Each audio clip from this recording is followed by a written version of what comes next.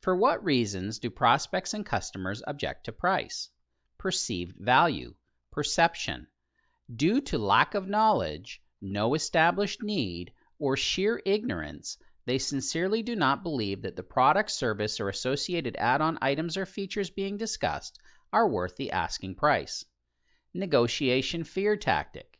They know that you want to make a sale, and they do this to see if they can rattle you and get you to lower your price. They are testing your belief, conviction, and skills.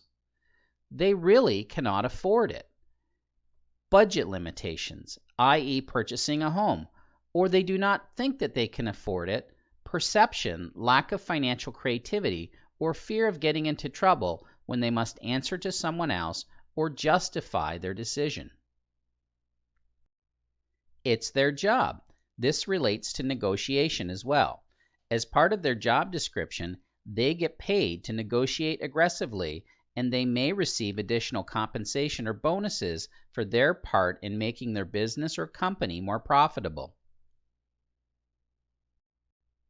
What happens to sales representatives who let price objections overcome them? They become conditioned and programmed by the customers and overly sensitive to price. They automatically offer discounts or other similar price concessions because they think it is expected and a necessary part of the business transaction.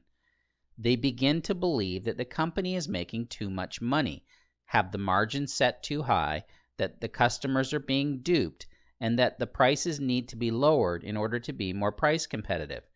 In comparison with their associates or peer group, the margin percentages that they acquire are consistently lower.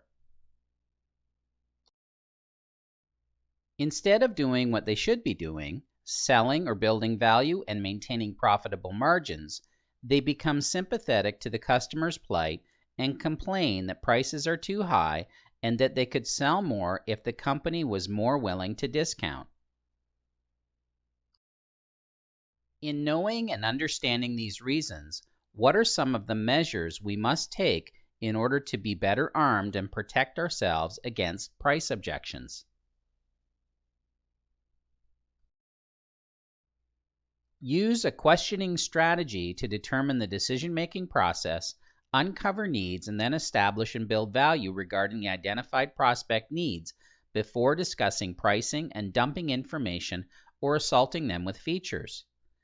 Know and understand the value of what you sell and learn how to educate and inform the client on the features, advantages, and benefits of the product or service in addition to what is standing behind it, i.e. you, your company's service and support, the manufacturer, and their warranties. Ask the prospect many questions to better understand their perspective and perception of what you are selling, what matters most to them, and why.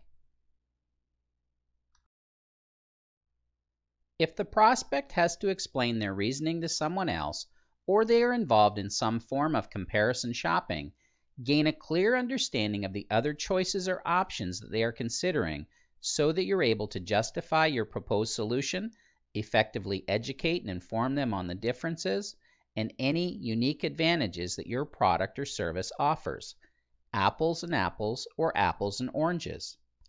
Gain an understanding of the prospect's experience with the product, service, or extras, perceived unessential add-on items or features, and have a strategy for justifying them in order to transform their perception so that premiums, additional fees, or expenses are outweighed by the needs that they address.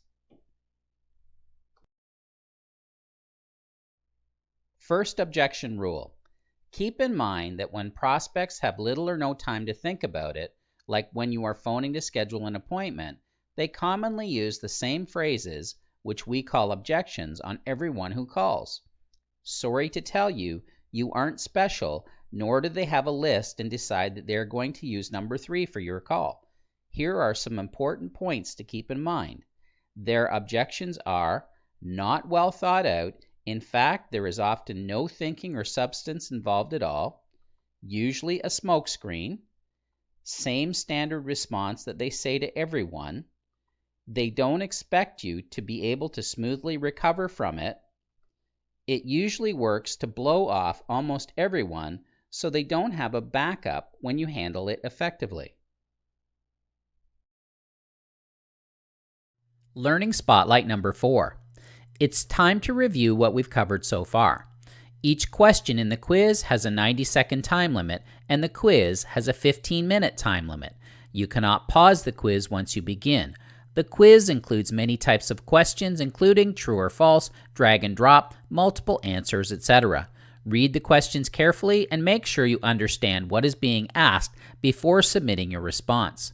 Many of the questions or variations of them will be included in the final exam. You will be graded, and the passing grade for the quiz is 70%. You will have 3 chances to attain a passing grade. If you fail to attain a passing grade after 3 attempts, you will be locked out of the course.